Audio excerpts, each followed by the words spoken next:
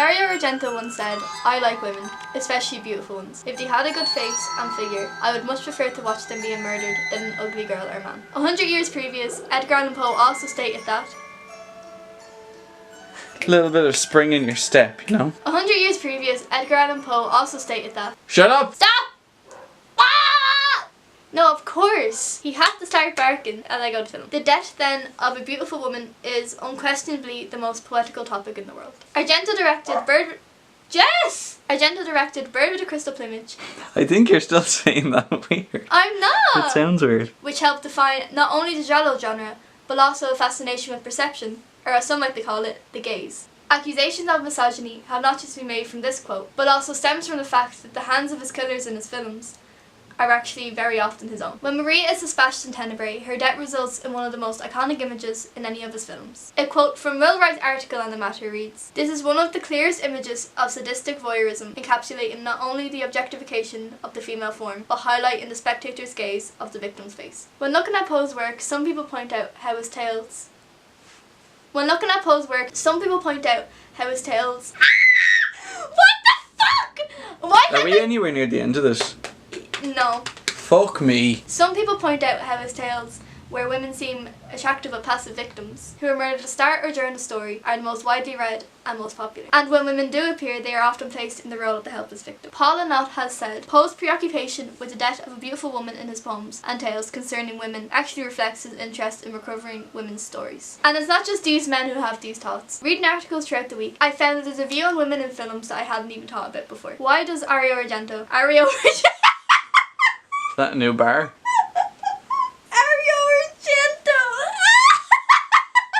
Why does Argento and Poe Ario, Argenter and Poe. Why does Argento and Poe see the art this way? We thought it'd be interesting to look at beauty and the role it plays in film, the relationship attractive people have with violence, and how we view stories and characters based on physical appearance. Would we feel the same if Jack Dawson was a horrible looking old man? Or if Mr. and Mrs. Smith looked like Mr. and Mrs. Twit? So I thought it'd be cool to have a talk with Patrick so we can have both the male and female perspective on things. So, you know, get a little back and forth going. Right, what are we talking about? You were sitting here the whole time. You've given me no context. I just walked into this room. I have no idea what you're saying. Are you serious? Did you shoot this by yourself so far? So basically, it's all about how we perceive beauty in films, and do like films hinge on that. Right. No, I thought it was really interesting, the quotes from Dario Argento and Edgar Allan Poe. It's kind of hard to defend them, because even though I do really admire both of their works, it's just a bit creepy. Dario Argento's movies, actually, around the 80s, was when they weren't getting like received that greatly. But it also coincides with the fact that around that time a lot of feminist kind of film reviewers came out, so they think that's why they weren't reviewed as well. So he was always kind of seen as a misogynist. Well, I mean, I think to judge someone as being a misogynist based on their work is a bit unfair. I mean, the entire slasher genre was built on young women being murdered. It's like jokes in a comedy at this point. Yeah. You know, it's part of what it is, whether you like it or not. A lot of things that are shown in slasher movies are couples having sex as well. So I kind of feel like that is just a norm in slasher movies, is you always get like a really, really attractive looking girl, and there's always like another couple in the barn that just like sleep together. Yeah, and as well as that, I think, you know, when you get these kinds of films, they were made in a different time where, you know, films aren't made like that nowadays. And I think when you kind of weigh these films down and they become too political in the way in which we view them, it just kind of like misses the point of what they were. You know, we're not supposed to look at these films in terms of, oh, is this man a misogynist or is he not, and how did he respect women? It's about a dude going around in a white mask killing people.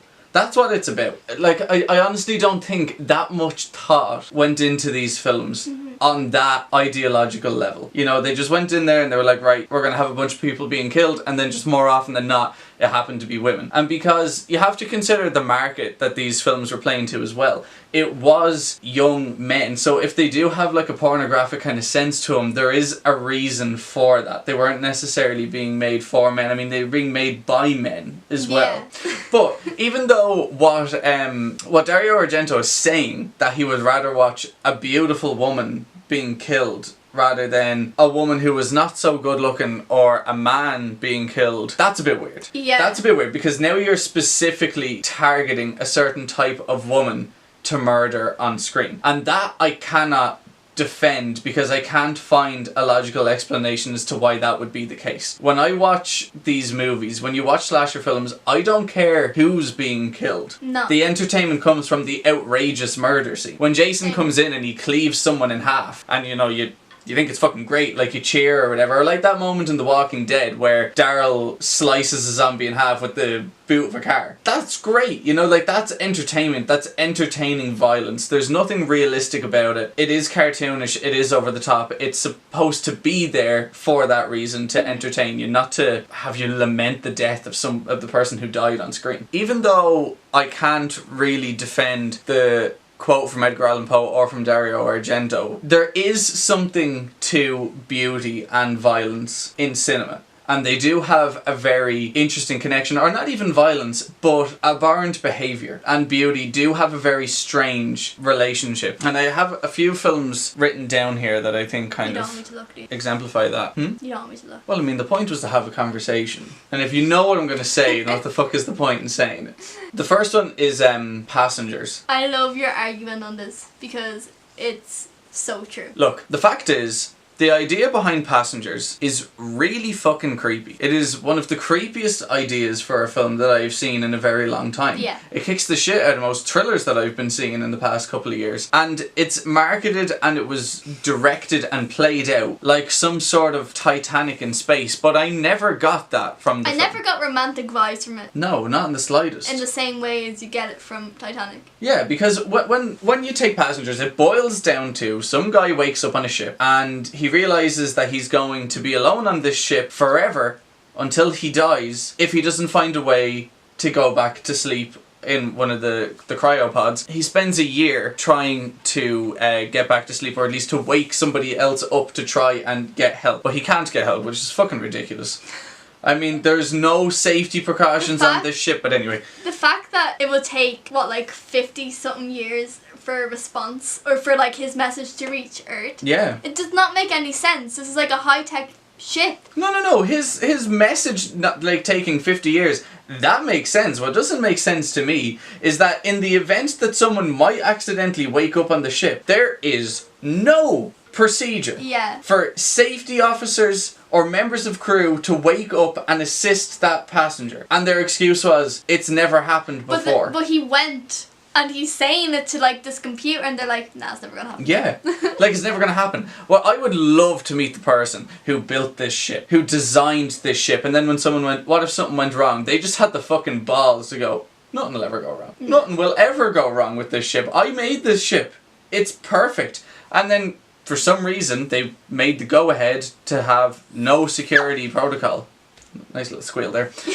But anyway, he spends a year trying to go back to sleep and then he can't. And in that meantime, he spies on this other woman who is asleep in the pod, and he reads all of her files and he watches all of her videos that she made when she applied to go onto this trip. And he basically invades her privacy without her knowing. Mm-hmm. And then he makes the decision to wake her up, and he doesn't tell her about it. And we're supposed to still feel sympathy for this guy. And you do, because it's played by Chris Pratt, and Chris Pratt is one of the most beautiful men on the face of the earth. So you immediately like him. And you immediately feel sorry for him. I'm sorry, but if Steve Buscemi played the same character that Chris Pratt does in Passengers, it'd be a fucking thriller. Everyone would be like, whoa. I feel like if you put Steve Buscemi in any of these movies that you're going to be mentioning, it will turn into a completely different film. Well, it would, and that's nothing against Steve Buscemi. No, I love Steve Buscemi to bits. I fucking love Steve Buscemi, but he's not Chris Pratt. No, very few people are Chris Pratt. The fact is, you have to look like Chris Pratt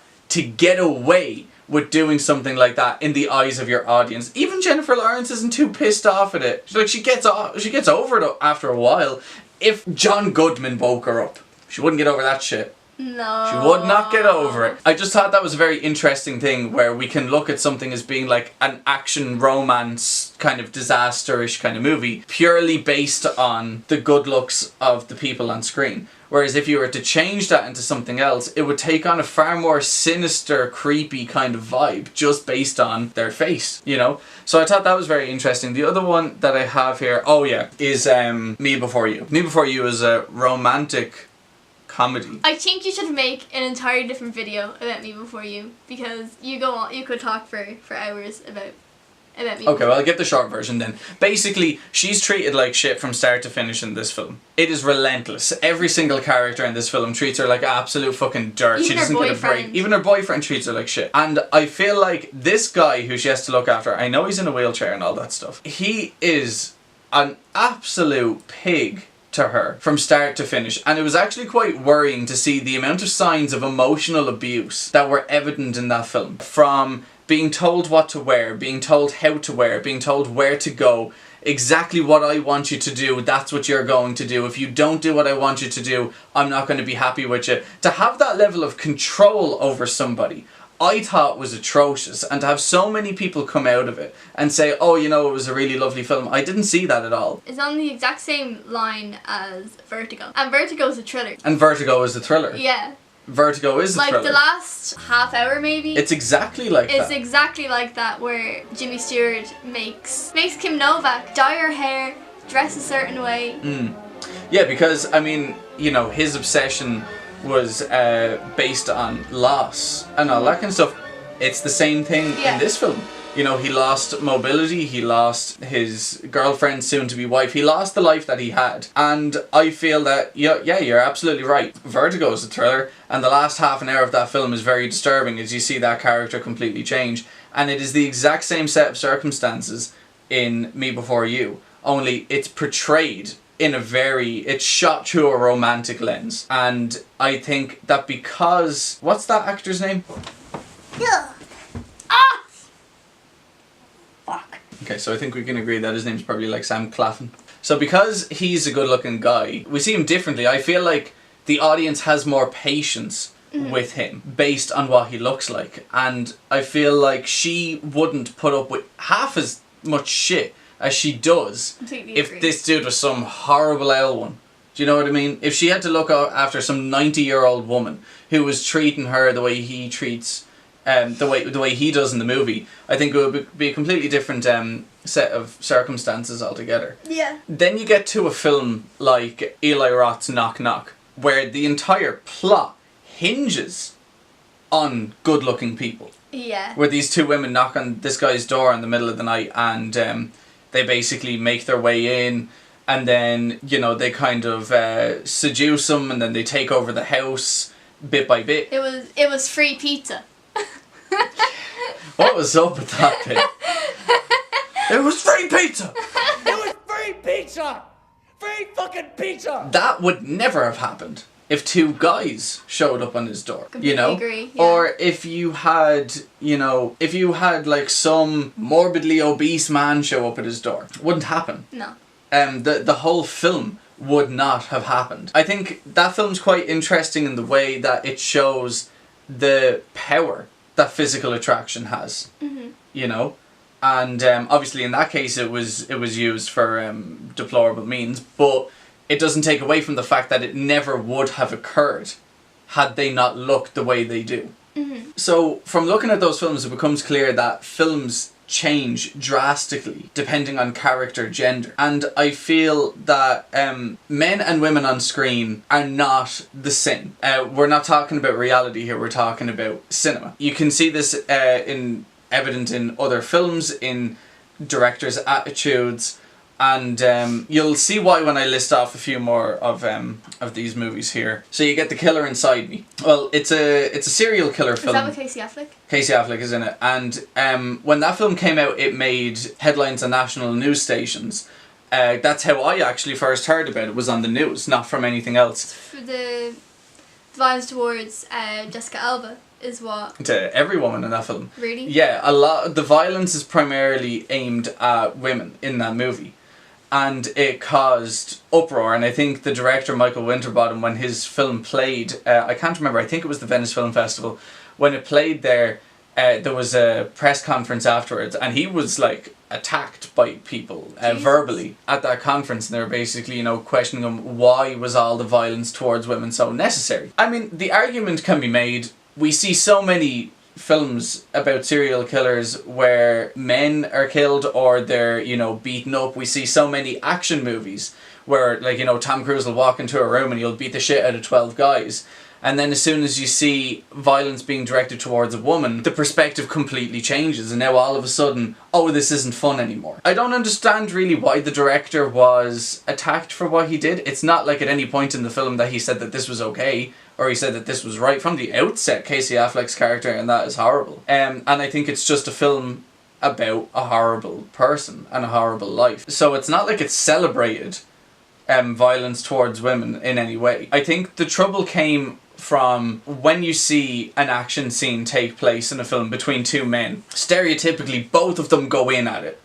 You know, guns blazing. Yeah, like there is a 38-minute video of James Bond, and I haven't watched it, but I think it's pretty much showing all of like Bond's kills. Yeah.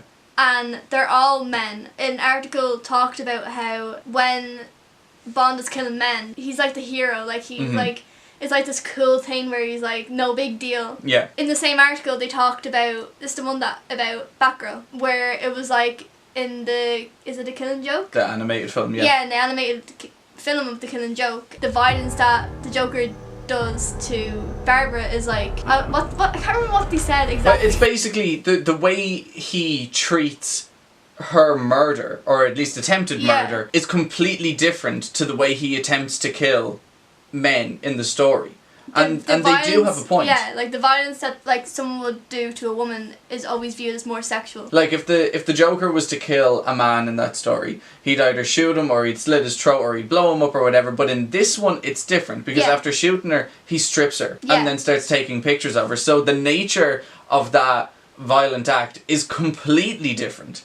I think in that instance, that is very unnecessary, especially for a Batman story. Because when you're dealing with something like Batman, it doesn't matter what age your film is for. If there's a man running around in a cape, kids are going to watch it. That's the difference between something like that. I think the film, the type of film that you're dealing with is also very important when you're talking about this kind of stuff. No children are going to be watching The Killer Inside Me. They wouldn't have any interest. That film is too boring for kids outside of, you know, the scenes that caused so much trouble. But Batman is an inherently child-friendly thing. It doesn't matter what age it's rated. The Dark Knight isn't suitable for kids, but so many kids watch it because it's Batman. You know, you can't stop a child from watching Batman. No. And that's why I think in that instance, yes, that is inappropriate. The violence, the type of violence present in that film is only different when it's committed to her. But do you think it's a thing where filmmakers are more careful about killing off female characters than they would be men? Because I feel like this is the same argument Tarantino had when he made The Hateful Eight. Yeah, definitely. Because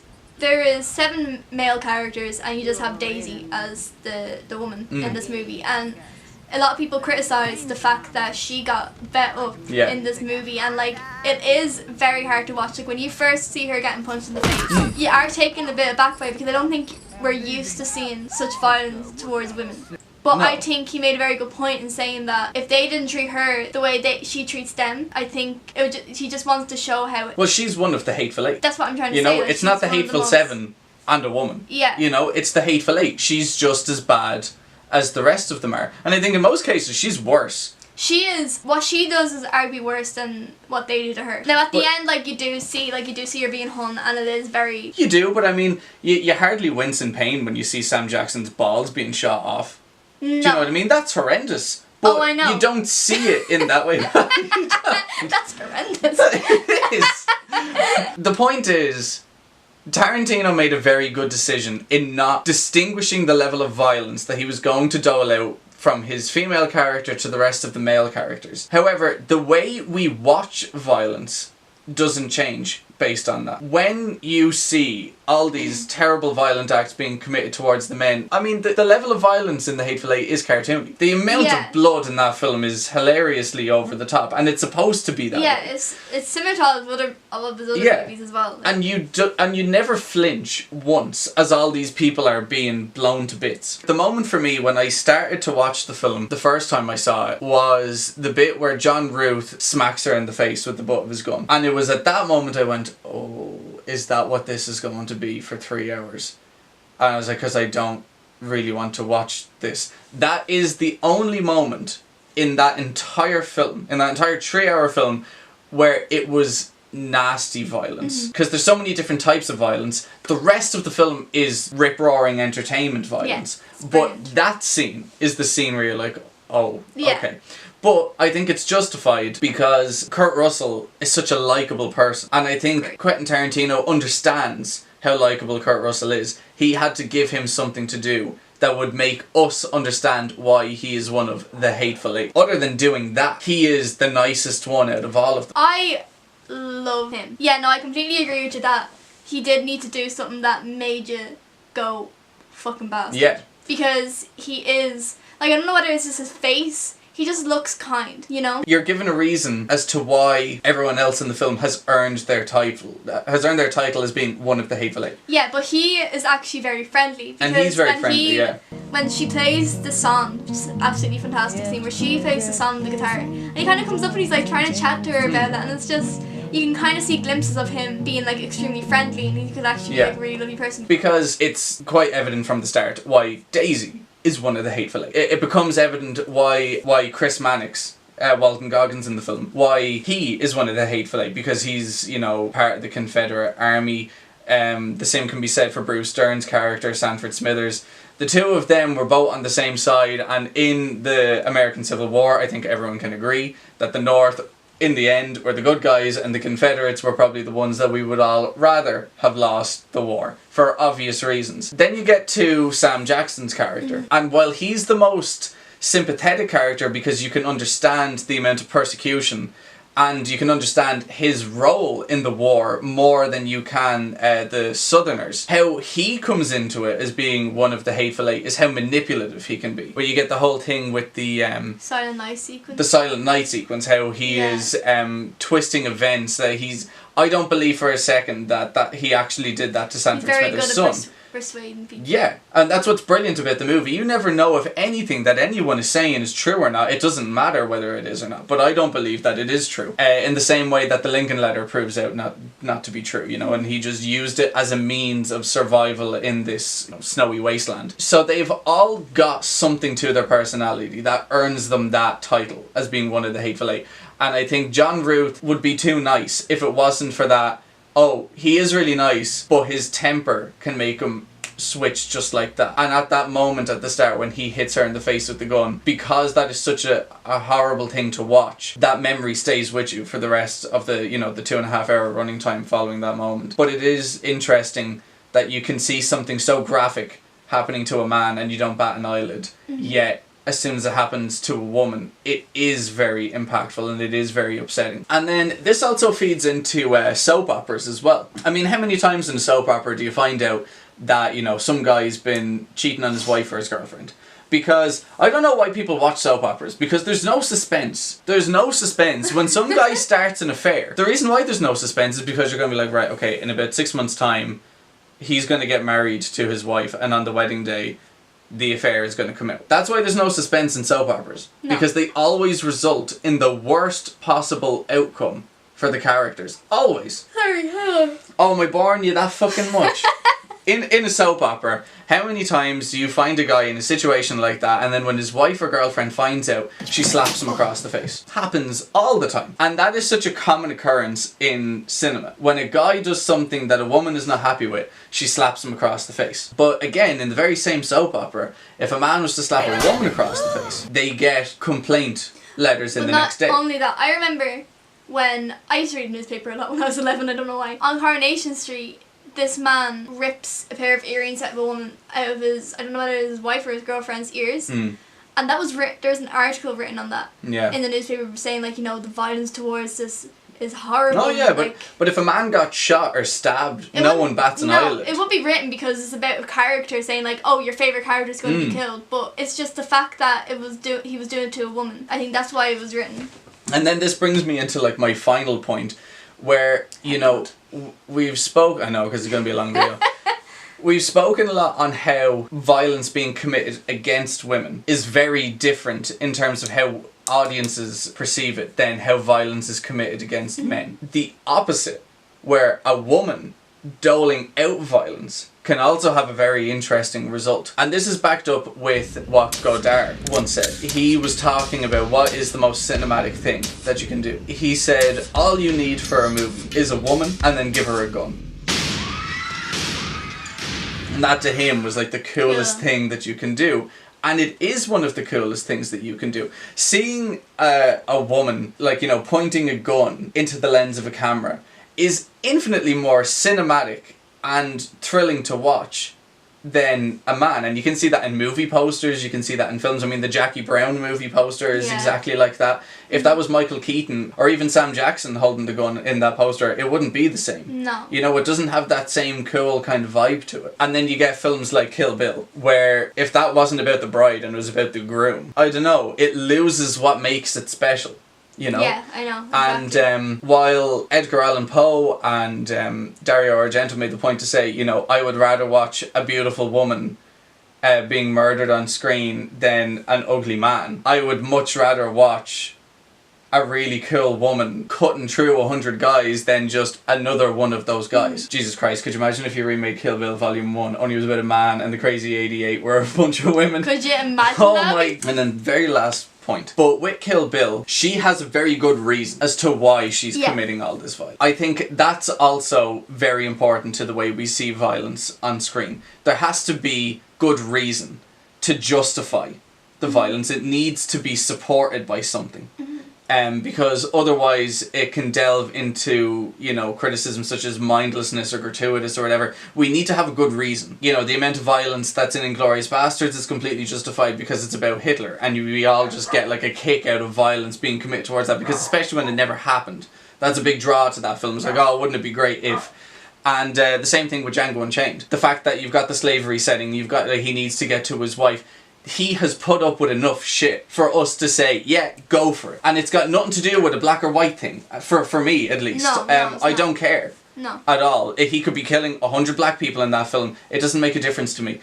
What makes a difference is that the people, regardless of the colour of their skin, have treated him in such a way that he has completely earned the right to do what he does in that film. I think one of the best films to give as an example of how that is true is The Girl with the Dragon Tattoo. Either the 2009 or the 2011 version, but let's look at the 2011 version because it's the better version. When Lisbeth Salander is raped by her social worker, it's the most disturbing moment in the entire movie. But then later on, and she's getting her revenge, and she tracks him down, and she does the exact same thing to him. It's the best scene in the film, and everyone loves it. Yeah. And I know that for a fact, because I remember talking to people after the film came out, and it's like, oh, have you seen Girl with the Dragon Tattoo? And they're like, yeah. I was like, what did you think of the bit, you know, where she gets revenge? And they're like, oh, that bit was great. Everyone loves that, and it's because she deserves her revenge. And the level of violence hasn't changed. The violence that she doles out to him is on the exact same level as was committed to her.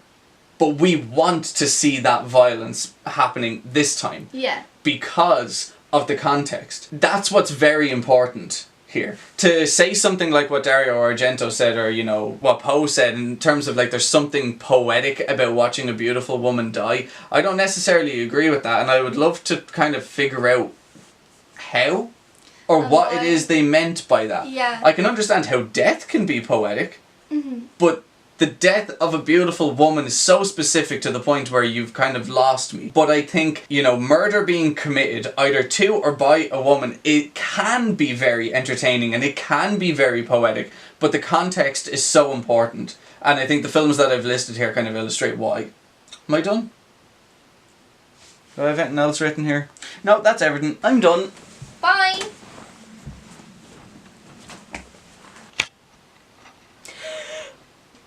So Patrick's after leaving us again. So I'm trying to bring it back to the main point of what we wanted the discussion to be and to have a clear view. We have to keep asking the question from the beginning. Do we look at stories differently when it comes to more attractive protagonists? And is it a bad thing? In some cases it is, but in other cases, you know, not at all. I think the most important element to keep in mind here is context. But what do I know? Perfect.